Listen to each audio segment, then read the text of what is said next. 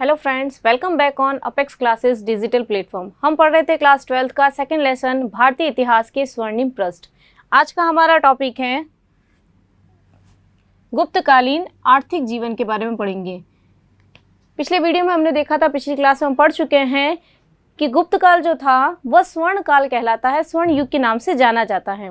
इसके लिए हमने उसकी कला और साहित्य का वर्णन किया था। उसी के साथ में हम गुप्त काल की आर्थिक स्थिति की उपलब्धियों को साथ में भी लिखेंगे कि किस कारण से गुप्त काल को स्वर्ण काल, गोल्डन पीरियड के नाम से जाना जाता है।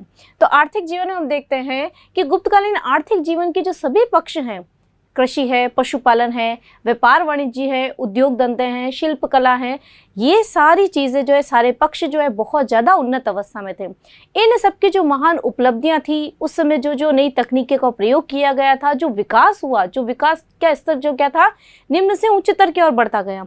ऐसी स्थिति में इन उपलब्धियों के कारण ही गुप्त काल को स्वर्ण काल या गोल्डन पीरियड के नाम से जाना जाता है। आर्थिक उपलब्धियों जैसे सबसे पहला पक्ष हम देखते हैं कृषि। लोगों के जीविकोपार्जन का सबसे प्रमुख जो साधन था, आय का प्रमुख जो स्रोत था, वह कौन सा कार्य था? कृषि कार्य।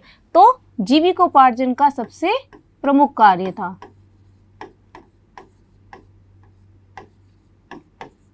जीविकोपार्जन का प्रमुख साधन कह सकते हैं, प्रमुख कार्य या प्रमुख व्यवसाय कह सकते हैं, ठीक है ना, प्रमुख व्यवसाय। कृषि में हम देखते हैं कि गुप्त काल में कृषि का कार्य जो किया जाता था वह हलों के द्वारा किया जाता था। हल में है जो लोहे के फाल का प्रयोग किया जाता था। किसका किया जाता था?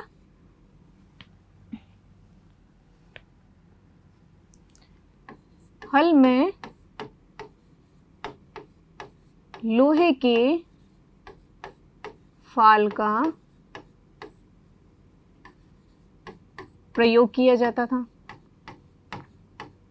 और उस समय के जो लोग थे, गुप्त काल के जो लोग थे, वह कृषि कार्य के लिए अधिकतर वर्षा पर निर्भर रहते थे। ये मोस्ट इंपोर्टेंट अपन को याद रखना है कि किसानों की वर्षा पर निर्भरता बहुत अधिक थी, ठीक है ना, वर्षा पर निर्भरता थी।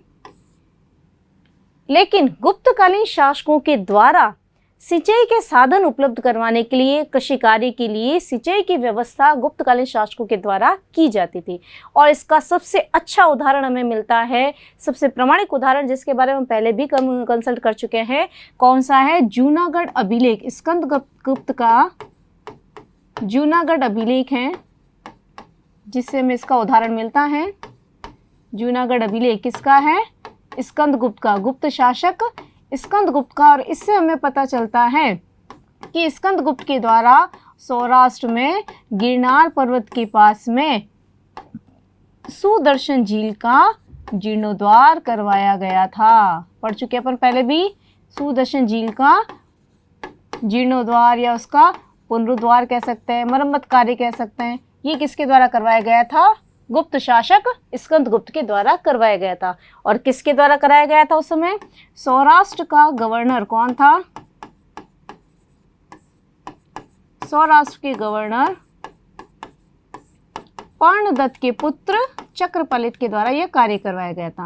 पर्णदत्त के पुत्र चक्रपालित के द्वारा यह कार्य करवाया गया था, ठीक है ना। तो ये उस समय की महान उपलब्धि है कि किसान वर्षा पर निर्भर रहते थे कृषि कार्य के लिए, लेकिन गुप्तकालीन शासकों के द्वारा किसानों के हित के लिए सारे कार्यों की व्यवस्था की जाती थी। जैसे प्रमुख रूप से हम सिंचाई के साधन की बात करें तो सिंचाई की सुविधा उपलब्ध करवाने के लिए, जिस समय सुदर्शन झील बारिश के कारण जब उसका बांध टूट गया था, वह जीर्ण शीर्ण हो गया था, तो ऐसे में उसका मरम्मत कार्य किसके द्वारा करवाया गया था? गुप्त शासक स्कंदगुप्त के द्वारा करवाया गया था। अब हम देखते हैं उसकी जानकारी के स्रोत। कृषि से संबंधित जानकारी के स्रोत हमें किस किस में मिलते हैं? सबसे पहला तो जो हमें स्मृतियों के अंदर मिलता है, जिसमें प्रमुख रूप से नारद स्मृति और बृहस्पति स्मृति, प्रमुख रूप से कह सकते हैं इन दो स्मृतियों से हमें इसके बारे में जानकारी मिलती है। प्रमुख रूप से कौन कौन सी है?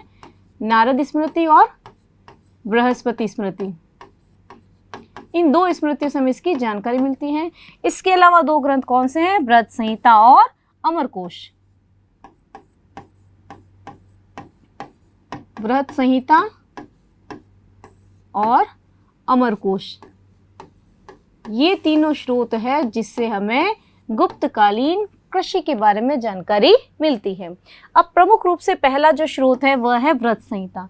व्रत संहिता के लेखक कौन है, इसकी रचना किसने की है, वराह मिहिर। कौन थे, वराह मिहिर। पढ़ चुके हैं इसके बारे में हम पहले, वराह मिहिर की वृहत संहिता, जिसमें हमें गुप्तकालीन कृषि से संबंधित जानकारी मिलती है। वृहत संहिता से हमें पता चलता है, क्या क्या पता चलता है, बीजों की गुणवत्ता कैसे बढ़ाई जाए, ठीक है ना, कृषि कार्य में बीजों की गुणवत्ता बढ़ाने व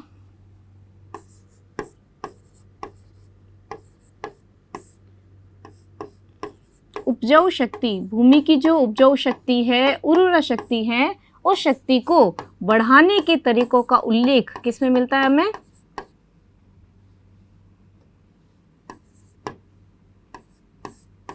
बढ़ाने के तरीके या उपाय, इसका उल्लेख हमें किसमें मिलता है, वृहत संहिता में मिलता है, कि किस प्रकार अधिक मात्रा में कम बीजों के द्वारा अधिक पैदावार की जा सकती है, फसल का उत्पादन किया जा सकता है। इसकी जानकारी में किससे मिलती है, वृहत संहिता से मिलती है, जिसके लेखक कौन है, वराह मिहिर। रचनाकार तो आपको बहुत टिप पर याद करने, कितनी बार रिपीट कर चुकी हूँ मैं, बहुत अच्छे से याद होने चाहिए। ओके, वराह मिहिर की वृहत संहिता से पता चलता है कि गुप्त काल में बीजों की गुणवत्ता को कैसे बढ़ाया जाए, भूमि की उर्वरा शक्ति को कैसे बढ़ाया जाए, इन सबके तौर तरीके, इनके जो उपाय थे, तरीके थे, वह किसके अंतर्गत बताए गए हैं, हमारे वराह मिहिर की वृहत संहिता के अंतर्गत बताया गया है। और इसके अंदर हमें 3 प्रकार की फसलों का उल्लेख मिलता है। कितने प्रकार की, 3 प्रकार की फसलों का उल्लेख मिलता है। 3 प्रकार कौन कौन सी है, अलग अलग ऋतुओं के अनुसार उसमें वर्णन किया गया है। कि पहली जो फसल होती है वह श्रावण महीने में, श्रावण मास में उगाई जाती थी, ठीक है।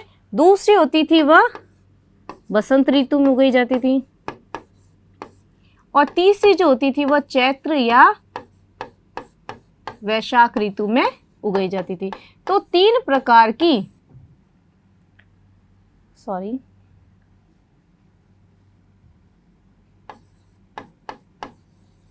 तीन प्रकार की फसल का उल्लेख हमें देखने को मिलता है। ये ध्यान रखना है आपको, 1 नंबर के क्वेश्चन में भी अलग से क्वेश्चन पुटअप किया जा सकता है कि गुप्त काल में वृहत संहिता के अनुसार कितने प्रकार की फसलों का उल्लेख मिलता है। तो 3 फसलें हैं, पहली श्रावण महीने में, सावन का महीना जैसे वर्तमान में जो चल रहा है उस हिसाब से हम कह सकते हैं, हिंदी महीने जो है ये, दूसरा है वसंत ऋतु में, वसंत माह में, और तीसरी जो है वह चैत्र या वैशाख ऋतु में फसलों का उत्पादन किया जाता था। दूसरा जो स्रोत है वह कौन सा है, अमरकोश। इसकी रचना भी मैं बता चुकी हूँ पहले, किसके द्वारा की गई इसकी रचना, अमर सिंह के द्वारा। अमरकोश की रचना किसने की है, अमर सिंह के द्वारा की गई है।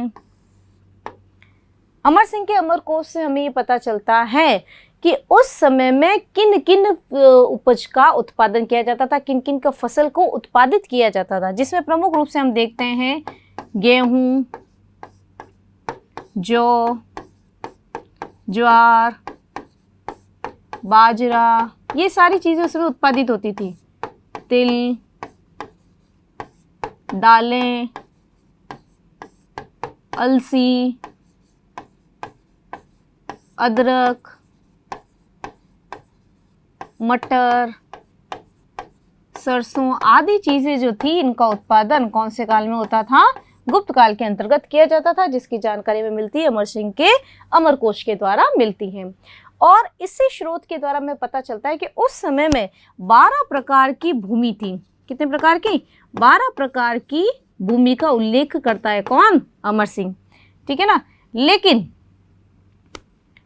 आर्थिक उपयोगिता की दृष्टि से, संपन्नता की दृष्टि से हमें भूमि की कितने प्रकार का उल्लेख मिलता है गुप्त काल में, 5 प्रकार की भूमि का उल्लेख मिलता है। कितने प्रकार की, 5 प्रकार की भूमि का उल्लेख मिलता है। मोस्ट इंपोर्टेंट क्वेश्चन है ये, 2 नंबर के क्वेश्चन में पूछा जाता है आपसे कि गुप्तकालीन भूमि के प्रकारों का उल्लेख कीजिए। तो 5 प्रकार की भूमि का उल्लेख मिलता है हमें। पहला है क्षेत्र भूमि, दूसरा वास्तु भूमि, तीसरा चारागाह भूमि, चौथा खिल भूमि, या कहीं बार इसको सिल भूमि भी देखने को मिलता है हमें, ठीक है ना, दोनों सेम है, कंफ्यूज नहीं होना है। ओके, और 5वीं है अपृहत भूमि। 5 प्रकार की भूमि। अभी भूमि कौन कौन सी होती थी देखिए, सबसे पहली जो थी क्षेत्र भूमि, क्षेत्र यानी खेत से संबंधित, यानी कृषि कार्य करने योग्य जो भूमि होती थी, ठीक है, कृषि कार्य करने योग्य जो भूमि होती थी उसे कौन सी भूमि कहते थे? क्षेत्र भूमि कहते थे। ठीक है। दूसरी भूमि का प्रकार है वास्तु भूमि। वास्तु का मतलब क्या है? वास करना या निवास करना। ठीक है ना। तो निवास करने या वास करने योग्य यानी जहां पर लोग रहते थे, ठीक है ना, निवास करने योग्य भूमि, जो रहने की जगह होती थी जहां पर लोग आवास वगैरह बनाकर रहते थे, उस भूमि को क्या कहते थे? वास्तु भूमि कहते थे। तीसरा है चारागाह भूमि। नाम से पता चल रहा है पशुओं को चराने योग्य जो भूमि होती थी, पशुओं को चराने योग्य भूमि। ओके, जहां पर पशुओं को चराया जाता था। तीसरी जो है, चौथी जो है वह खिल या सिल भूमि जिसको कहते हैं। ऐसी भूमि जो जोती न जा सके, जो जोती नहीं जा सकती थी, जिसको जोता नहीं जा सकता था, या जिसको हम कह सकते हैं बंजर भूमि भी कह सकते हैं, जिस पर किसी प्रकार की खेती नहीं की जा सकती थी, वो भूमि कौन सी कहलाती थी? खिल भूमि या सिल भूमि जिसको कहते हैं। नेक्स्ट हम देख रहे हैं अपृहत भूमि। दोनों में देखो कंफ्यूज नहीं होना है। खिल भूमि तो कौन सी होती थी? जो जोती नहीं जा सकती थी, यानी जो एक तरह से बंजर भूमि। लेकिन अपृहत भूमि में क्या है? ऐसी भूमि जो जोतने तो योग्य होती थी, उपजाऊ तो होती थी, लेकिन जिसको अभी तक जोता नहीं गया है। समझ में आ रहा है दोनों में अंतर? ये भूमि तो ऐसी होती थी जिस पर कोई कृषि कार्य कर ही नहीं सकते थे, उपजाऊ बिल्कुल नहीं होती थी, बंजर होती थी। जबकि अपृहत भूमि ऐसी उपजाऊ भूमि जिसको अभी तक जोता नहीं गया, जिस पर कोई कृषि कार्य नहीं किया गया, किया जा सकता था लेकिन उसको जोता नहीं गया है, ऐसी भूमि कौन सी होती थी? अपृहत भूमि। यानी ऐसी भूमि जिसे जोता नहीं गया। ठीक है ना, दोनों में अंतर समझ में आ जाना चाहिए। भाई इसको तो जोता ही नहीं गया, उपजाऊ तो है, कृषि तो उत्पादित की जा सकती है वहां पर, लेकिन खिल भूमि में क्या होता है? जो उपजाऊ होती नहीं थी, जहां पर कोई खेतीबाड़ी कर ही नहीं सकते थे। ठीक है, दोनों में अंतर ध्यान रखना है। दूसरा जो आर्थिक जीविका चलाने का साधन था, आर्थिक जीविका का दूसरा जो साधन था वह क्या है? पशुपालन। यानी कृषि के साथ साथ में लोगों का आय का दूसरा जो साधन था वह क्या था? पशुओं को पालना, उससे मिलने वाली चीजों को बेचना, यानी अपनी आजीविका का प्रमुख साधन दूसरा क्या था? पशुपालन था। कामनदक की जो नीति सार पुस्तक है, उसका जो ग्रंथ है, किसकी? कामनदक की नीति सार। ठीक है ना, इसका जो ग्रंथ है, इससे हमें पता चलता है कि पशुपालन का, गौपालन का, यानी पालने का जो कार्य होता था वह वैश्य वर्ण के द्वारा किया जाता था। कौन से वर्ण के द्वारा? वैश्य वर्ण का प्रमुख कार्य था। ठीक है ना, ये वर्ण है, इनके द्वारा पशुपालन या गौपालन का कार्य किया जाता था, ये आपको ध्यान होना चाहिए। ठीक है ना, वैश्यों के द्वारा पशुपालन का कार्य किया जाता था। अब इसमें हमें पता चलता है कि किन किन पशुओं को पाला जाता था। प्रमुख रूप से तो गाय को ही पाला जाता था। गाय के अतिरिक्त काफी सारे पशु थे, जैसे घोड़ा, बकरी, ऊंट, गधा, बिल्ली, कुत्ता, इन सबको पाला जाता था। इनके अलावा जो बैल थे, बैल का प्रमुख कार्य क्या था? हल जोतने व सामान ढोने में इनका प्रयोग किया जाता था।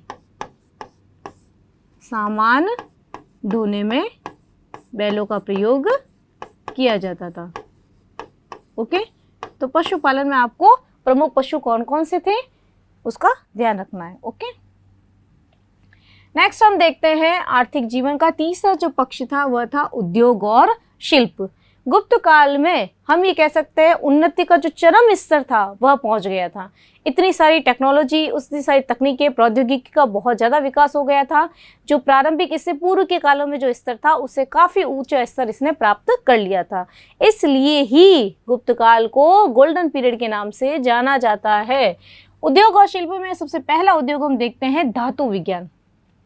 धातु विज्ञान का श्रेष्ठ उदाहरण वापस रिपीट हो रहा है, कई बार बता चुकी हूं मैं। धातु विज्ञान का एक ही श्रेष्ठ उदाहरण है गुप्त काल का, कौन सा है?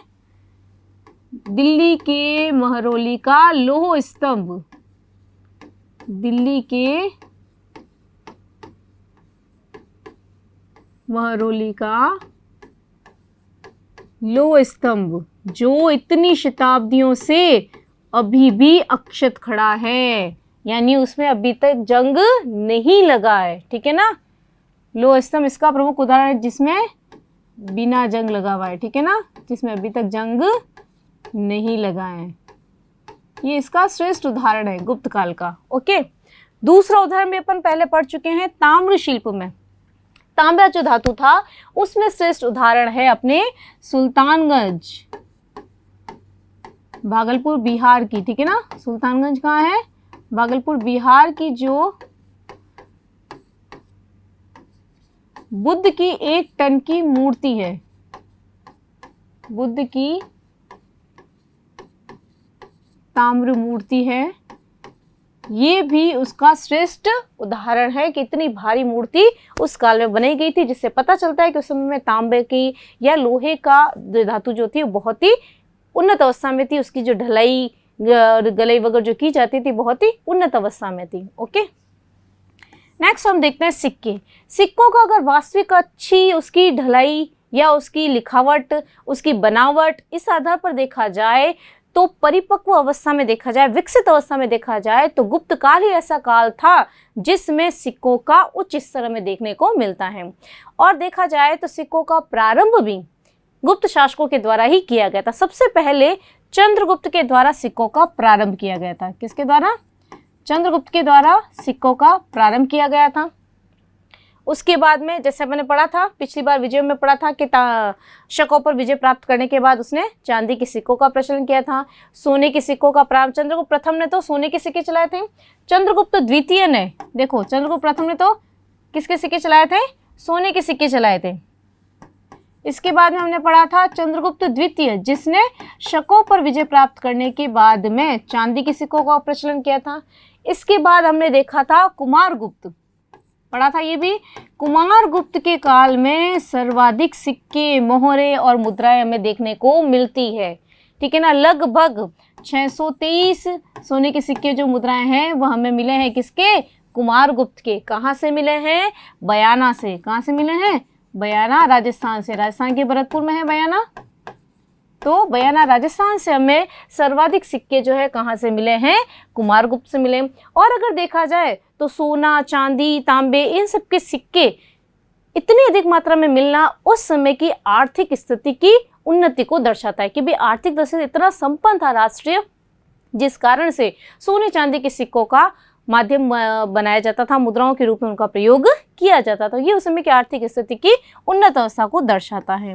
नेक्स्ट हम देखते हैं वस्त्र निर्माण। वस्त्र निर्माण में देखते हैं कि अमर सिंह का जो अमरकोश ग्रंथ है उससे हमें पता चलता है कि कताई, बुनाई, किन धागों का प्रयोग किया जाता था, कैसे किया जाता था, वस्त्र निर्माण की प्रक्रिया क्या थी, उन सब का उल्लेख जो है वह हमें अमर सिंह के अमरकोश में देखने को मिलता है। उसमें हमें ये देखने को मिलता है कि प्रमुख रूप से जो संपन्न परिवार के या धनी परिवार के लोग जो होते थे, संपन्न परिवार के, संपन्न घर वालों के जो लोग होते थे वह बारीक कपड़ा, ठीक है ना, बारीक कपड़ा पहनते थे, बारीक बुनाई वाला कपड़ा पहनते थे जो कि महंगा आता था, ठीक है ना। यानी अगर हम कह सकते हैं कि अगर वस्त्र निर्माण या वस्त्र का पहनावा अगर हम देखते हैं तो एक वर्ग के आधार पर उसका विभाजन था। संपन्न परिवार के जो लोग थे वो बारीक कपड़े पहनते थे। प्रमुख रूप से कौन कौन से कपड़ों का प्रचलन था? मलमल का कपड़ा बहुत ज़्यादा पहना जाता था, रेशम, लिनन, ऊनी और सूती, इन कपड़ों का प्रयोग बहुत ज़्यादा किया जाता था। ऐसे में हम देखते हैं कि सबसे ज़्यादा चीन का जो रेशम था, ठीक है ना, चीन का जो रेशम था वो भारत में बहुत ज़्यादा प्रसिद्ध था, बहुत ज़्यादा प्रसिद्ध था, इसकी भारत में बहुत ज़्यादा मांग थी, ठीक है ना। फिर हम देखते हैं आभूषण निर्माण। आभूषण निर्माण में क्या देखते हैं कि ज़्यादातर आभूषण जो थे वो सोने और चांदी के बनाए जाते थे। किसके बनाए जाते थे? सोने और चांदी के आभूषण बनाए जाते थे, बहुत ही सुंदर तरीके से बनाए जाते थे। लेकिन जो वराहमिहिर की व्रत संहिता है उसमें हमें 22 प्रकार के रत्नों का उल्लेख मिलता है। 22 प्रकार के रत्न किसमें मिलते हैं हमें? व्रत संहिता में। व्रत संहिता में इसका उल्लेख मिलता है, जिससे पता चलता है कि इन रत्नों का भी आभूषण में प्रयोग किया जाता था। अलग अलग प्रकार के रत्न जड़कर, सोने और चांदी में रत्नों को जड़ाकर आभूषणों का निर्माण किया जाता था। यानी वर्तमान में जिस प्रकार के आभूषण हम पहनने में काम में लेते हैं, उन सब का प्रयोग, उन सब का जो विकास का स्तर था वह गुप्त काल में ही हो चुका था। तो ये उस समय की एक महान उपलब्धि है। नेक्स्ट हम देखते हैं श्रेणी संगठन। श्रेणी संगठन में क्या देखते हैं हम? श्रेणी या निगम, दोनों एक ही चीज़ है। श्रेणी बोलो, निगम बोलो या गण बोलो, कौन होते थे कि व्यापार वाणिज्य के लिए जो व्यापारियों का जो संघ होता था, समूह होता था, वह क्या कहलाता था? श्रेणी, निगम या गण कहलाता था।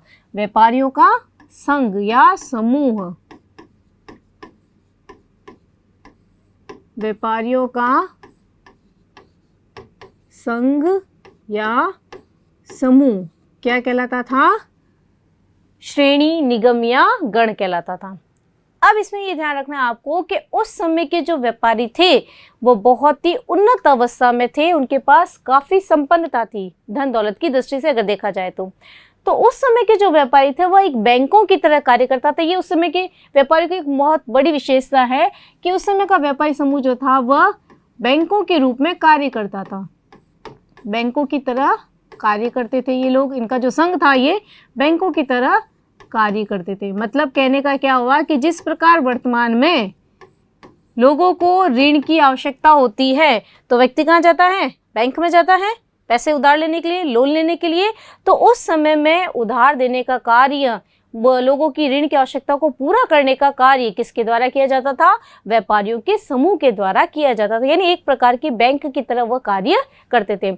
वह लोगों को ऋण ब्याज की दर पर देते थे, कुछ चीज़ें गिरवी रखते थे अपने पास में अपनी सुरक्षा के लिए, पैसा वापस आने के बाद में उस चीज़ को वापस लौटा दिया जाता था। तो ये कार्य उस समय के व्यापारियों के द्वारा किया जाता था। मतलब व्यापारी का कार्य केवल व्यापार करना ही नहीं था, बैंकों की तरह कार्य करना भी था। इसके अलावा भी हम देखते हैं कि व्यापारियों की स्थिति आर्थिक संपन्नता की दृष्टि से बहुत अधिक आर्थिक संपन्नता होने के कारण उस समय के जो व्यापारी थे वो व्यापार वाणिज्य के अलावा काफ़ी सारे मंदिरों का निर्माण करते थे, सरायों का निर्माण करते थे, धर्मशालाओं का निर्माण करते थे, सड़कों के दोनों तरफ पेड़ों को लगाने का कार्य करते थे। और उनके द्वारा ऐसे कार्य जन कल्याण की भावना को देखते हुए, ध्यान में रखते हुए इनका कार्य किया जाता था। ऐसा एक उदाहरण में मिलता है इतिहास में गुप्त काल में देखने को मिलता है कि एक रेशम बुनकर जो जुलाहा था उसके द्वारा उड़ीसा में एक सूर्य मंदिर का निर्माण करवाया गया था। ये उस समय का एक प्रमुख उदाहरण देखने को मिलता है। यानी कहने का मतलब ये है कि सेठ साहूकार जो थे वह ऋण देते थे, व्यापार भी करते थे, बैंक की तरह कार्य संचालन करते थे और जनता के कल्याण के कार्य भी उनके द्वारा किए जाते थे। तो ये उस समय के व्यापारियों की एक प्रमुख विशेषता थी। नेक्स्ट हम देखते हैं ज्येष्ठक। ज्येष्ठक कौन कहलाता था? व्यापारियों के संघ का जो प्रधान होता था, प्रमुख होता था, ठीक है ना, व्यापारी संघ का प्रमुख।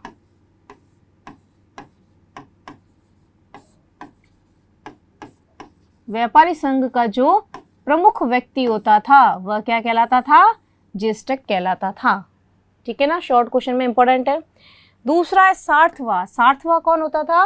व्यापारियों का जो कारवा, जो समूह होता था, उस समूह का जो नेता होता था वह क्या? ये व्यापारी संघ का, पूरे संघ का प्रमुख है।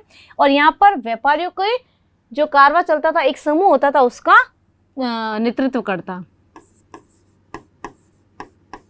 यहाँ व्यापारी संघ कह सकते हैं या हम श्रेणी भी कह सकते हैं, ठीक है ना। श्रेणी का प्रमुख जो होता था वह ज्येष्ठक कहलाता था।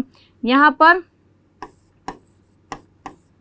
व्यापारियों के समूह का नेतृत्व करने वाला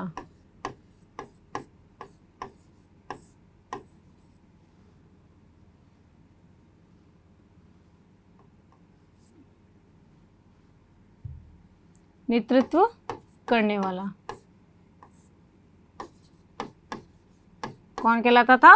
सार्थवा कहलाता था।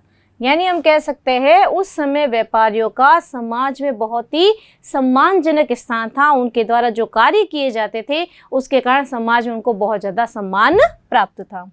नेक्स्ट क्लास में हम इसके आगे के बारे में चर्चा करेंगे, नया टॉपिक लेंगे और उस पर विस्तार से पढ़ेंगे। तब तक के लिए थैंक यू। सब्सक्राइब करें हमारा apex classes edutech YouTube channel. साथ ही बेल आइकन को क्लिक करना बिल्कुल ना भूलें ताकि आगे आने वाले सभी यूट्यूब वीडियोस की अपडेटेड नोटिफिकेशंस सबसे पहले आपको मिले। Apex classes edutech, subscribe now.